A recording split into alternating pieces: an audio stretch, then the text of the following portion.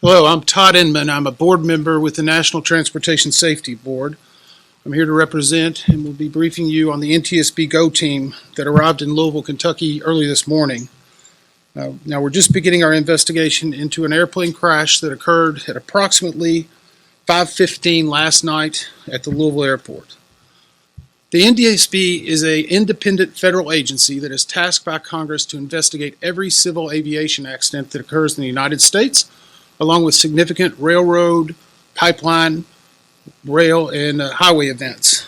We also issue safety recommendations aimed at preventing future losses. Now, before I go any further, on behalf of the entire NTSB, I want to just express our sincere condolences to those who were not only affected by losing family members in this accident, but those that were also injured and those that are still missing. It is a tough day for Louisville, for Kentucky.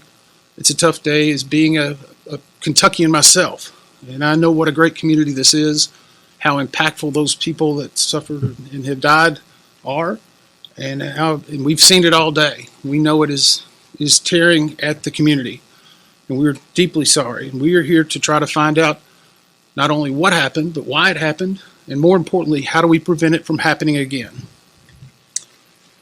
So here is some factual information we have at this time. And I'm going to read a few notes to make sure we have it exact. The airplane involved was a McDonnell Douglas II, which was then altered to be an MD-11F. The F stands for freighter. It is now handled by the Boeing Corporation. So whenever you hear that Boeing is a party, it is because of the merger with McDonnell Douglas many years ago. The plane was manufactured in 1991 with a tail number of November 259 UP.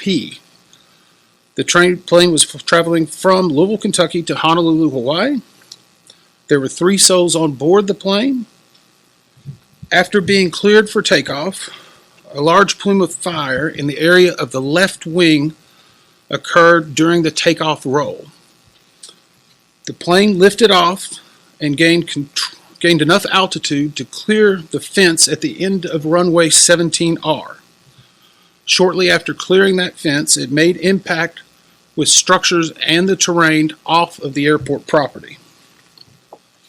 A post-impact fire ensued, which covers approximately almost a half of a mile. Now, we have viewed airport CCTV security coverage, which shows the left engine detaching from the wing during the takeoff roll. This and other videos, along with evidence we are finding, are a very valuable asset to our investigators in helping us hone further which areas we were going to be focusing on as we move into further days of the investigation. Now, let me tell you a little bit about our process at the NTSB. What we will do is analyze the facts, determine the probable cause of this accident, and then issue a report on those recommendations. Now, the investigator in charge of this is with me here. It's Chi-Hoon Shin, who has been with the NTSB for 13 years. He is one of our more senior investigators, and in fact was leading one of the groups during the DCA crash. He has a number of other individuals with them. We have approximately 28 from our headquarters and other locations that are either on the ground or will be here before the end of the day. They're also being supported by dozens of individuals at our headquarters in Washington, D.C. and other field offices. As part of this investigation, we will be forming specific groups. And when we form a group, it will be a focus area led by an NTSB individual, along with subject matter experts that are in that field that can provide expertise to help analyze the evidence. Our current groups that are being formed are operations. They will review the history of the accident flight and the crew members' duties for as many days before the crash that appear relevant. Our structures group will document the airframe wreckage, the accident scene, including the calculation of the impact angles to help determine the plane's pre-impact course and altitude. We also have a power plants group. They will work on the examination of the engines and engine accessories. We have a systems group. They will study the components of the plane's hydraulic, electrical, pneumatic, and associated systems, together with the instruments and elements of the flight control system. Now, outside of that group, we have also brought in, and another group that we'll have will be maintenance, which will obviously be looking at maintenance records, any work that's been done on this plane for as long as back as needed. We are also bringing in specialists in air traffic control, human performance, aircraft performance, reporters, government relations, media relations. And in addition to our investigators, we have brought 5 of our transportation disaster assistance team. They will be dealing with the survivors, the families, and others under what we call a federally legislated accident from the 1996 Family Assistance Act. Now, tonight we will be holding an organizational meeting and establishing parties to our investigation. Because we're very new into it, we will not be announcing the parties at this moment, but they will obviously be manufacturers of the aircraft, operators of the aircraft, unions representing some of the members. We'll have more details on that probably tomorrow during a briefing. Now, the NTSB offers this party status to those companies, government agencies, and associations that have employees or activities or equipment involved in the accident. And we offer this because they have subject matter expertise and technical expertise and relevant information to help support the development of the best possible report. Now, once a party joins an NTSB investigation, they are not permitted to release documents or talk publicly about the investigation without the consent of the NTSB. Now, you can rest assured right now, all of the parties or potential parties are complying with that requirement, and they're cooperating fully with the NTSB investigators. Again, it will be only the NTSB that will release information regarding this accident going forward.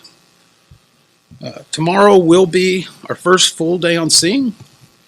Our investigative teams, we anticipate, will be here at least a week, if not longer. Our mission, again, is to understand not only what happened, but why it happened, and recommend changes to prevent it from happening again. We will not be determining the probable cause while we are here on scene, nor will we speculate about what may have caused this. Now, since we're just beginning with the investigation, we don't have more factual information to give you at this time, but we believe over the next couple of days we'll be able to avail a little bit further for you. I do want to also mention this just happened in the last basically 30 minutes. We have identified the cockpit voice recorder and the flight data recorder. This is what is commonly referred to as a black box. We have investigators now that have located it. As you can imagine, it's suffered some heat, not intrusion, but heat around it. These recorders are built for that. And just before we get the question, these recorders were updated from its original manufacturer. They are L3 Harris, installed at 2 different dates. We're going back and verifying that. But we feel comfortable once we get these to our lab in DC that we will be able to get a good readout of the applicable data, and that will be yet another point of information that will really help us understand what happened during this point of flight. So I would ask, though, if you have the opportunity to let the public know, we know there's a lot of debris out there. And it's in some yards, it's in some business locations.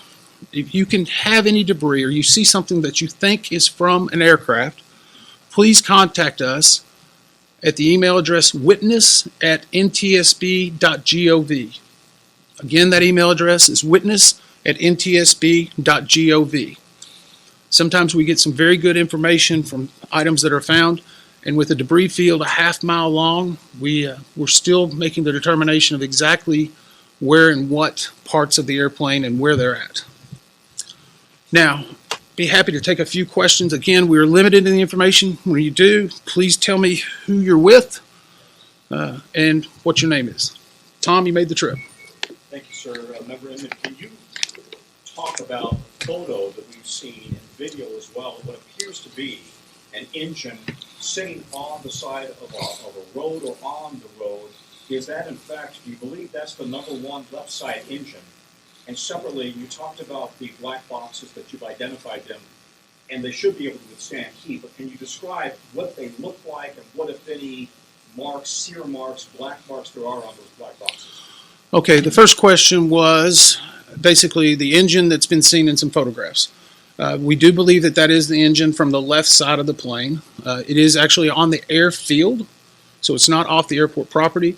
That correlates with the video that we've seen of it detaching from the airplane while it is in flight. We also know that a fire was occurring during that time.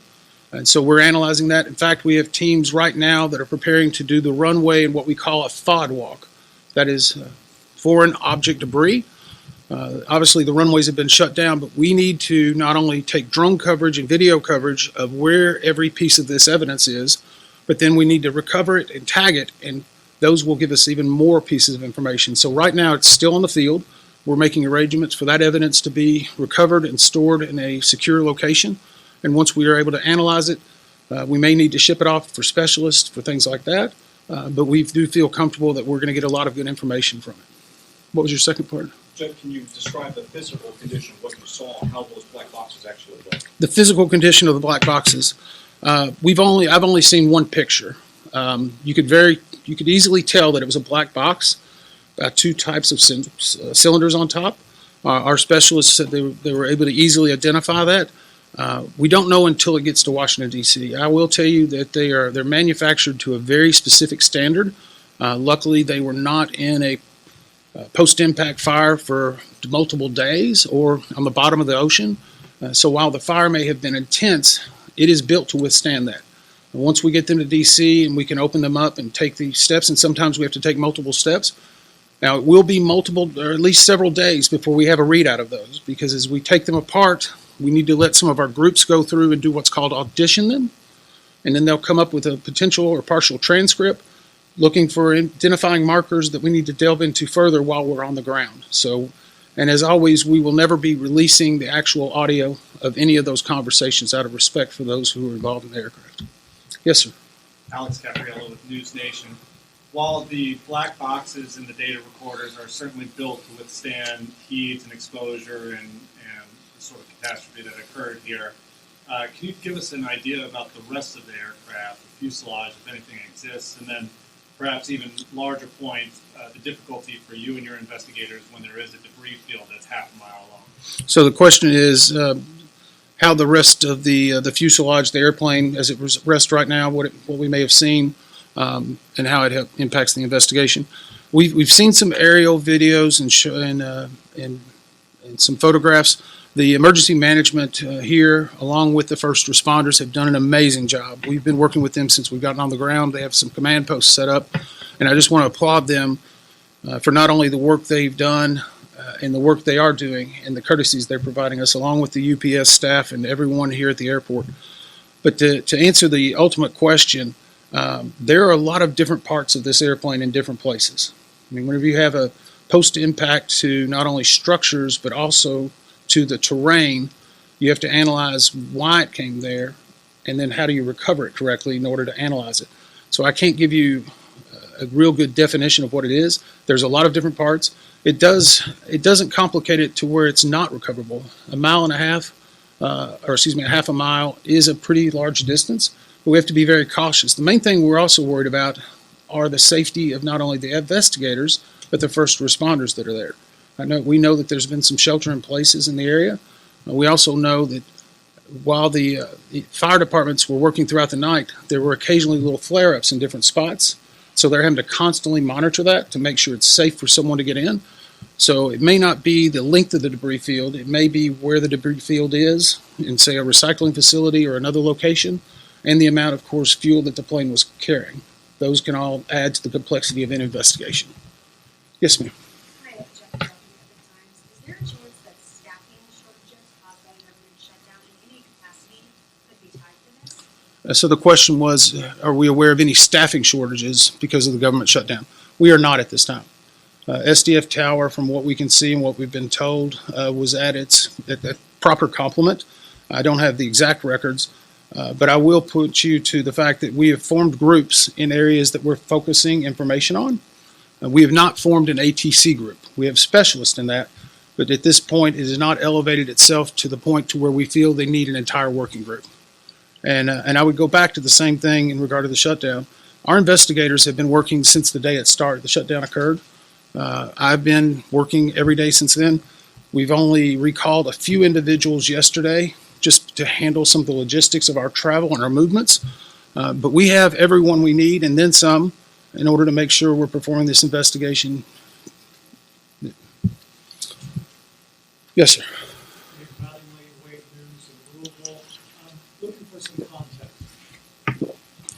rare is it that you see a plane with this much fuel on it going down and creating the fire that we saw?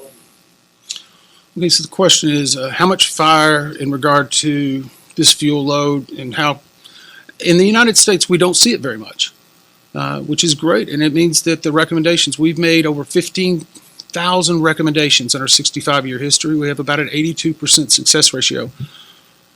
We have a mantra that used to be in front of our training facility, and it's, from tragedy, we draw knowledge to improve the safety for all. And so for every tragedy we've had, we draw more knowledge, and we try to learn from that. And we hope that we don't repeat the same mistakes. So in this case, I'm sure we're going to learn some new things. We're going to make some recommendations and some findings. What they are yet, we do not know. But I would say a freighter that's fully loaded, that's going to Honolulu, is going to have a large amount of fuel. And that obviously was part of the post-accident response. Yes, sir. What's the rotating speed of a fully fueled MD-11? How fast is it going to take off? The question was, what is the rotation speed? Takeoff. Takeoff speed? 175, 180?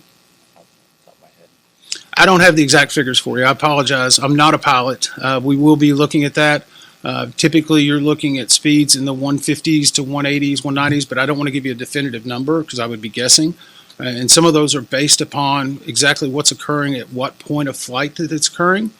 So there's a lot of different things that go into it in addition to the weight and balance. All of these have been mapped out over decades to specifically know how much thrust and speed is needed to obtain lift and to achieve it, and if necessary, to do an emergency diversion. So we've had a lot of experience with that. I don't know at this point if it will be a factor, but it's certainly something we'll look at. Yes, sir. Dylan Lovin, Associated Press. Was this flight delayed and maintenance being done on this flight? So the question was this flight delayed or were maintenance being done before that? We, as part of the maintenance group, they will be going back and looking at every aspect of maintenance that was done on this plane and how many cycles since it's occurred. To date, UPS has indicated to us that it was not delayed and that there was not maintenance work done immediately before. Now, again, that is information that we will still collaborate and independently verify, but at least by first glance, we do not see that happening. I know it's been reported some places, but we have not found something to lead us into looking at an immediate pre-takeoff. Two more questions. Yes, ma'am. Are you aware of any airworthiness directives that were out regarding MD-11 or the engine manufacturers? The question is in regard to airworthiness directives regarding the engine or the actual aircraft. I'm not aware of any. We go through a very regimented process of things that we view and try to review: maintenance records, airworthiness directives, advisory circulars, service bulletins. To say that there's none would be probably very unlikely, because an aircraft that's been flying for that many years could have had multiple different generations. It will be something that we'll look at. We'll be confirming whether the work was done or how it was done and who did it. But at this point, we have not seen anything that's said we need to hone in on a specific area. One more question? Yes, sir. Tom Riddle, WHAS here in Louisville. How much of your investigation focuses on the runway itself here at SDF, and will the runway remain shut down as we continue to investigate? So the question is in regard to how much of our investigation will focus on the runway and how long it will be shut down. The runway itself, from what we have seen, was obviously being used continually. Louisville has a lot of operations every day. They have a really great crew that works on their operations, maintenance, and upkeep. We'll be looking at any type of factors, such as when they last did a FOD scan or whether there was good skid, whatever. A lot of different things go into the actual pavement. So right now, we're not seeing something that says we need to open up an airport working group. In regard to the closure of the runway, we're very cognizant. I mean, I was here 4 months ago, meeting with the safety staff. They invited me up, got to talk to the president of UPS Airlines and all of their safety staff. We were walking through a lot of different scenarios. And one of the things that struck me was, not only is this a company that moves freight, they are delivering life-saving drugs, postal products, food, supplements, you name it, that come through this hub every night. And so we've been emphasizing the need to make sure we're getting every piece of perishable evidence and doing it in the most diligent way, but at the same time, understanding that this investigation could slow down a lot of important products, not just for this company, but for Americans across the country and across the world. And I think we have to be cognizant of that. That's the reason why we were working so diligently today to try to do the mapping and to get the sidewalk. In regard to actually keeping the runway shut down, we do not shut down runways. It is the airport authority. Obviously, they have been working with us in a great fashion and are trying to do everything they can to make sure we have the information. But we are hopeful that we can turn over at least one of the runways shortly, and as soon as possible, the other runway, while still preserving all the evidence. Thank you very much. What about a timeline when you might have a preliminary report out?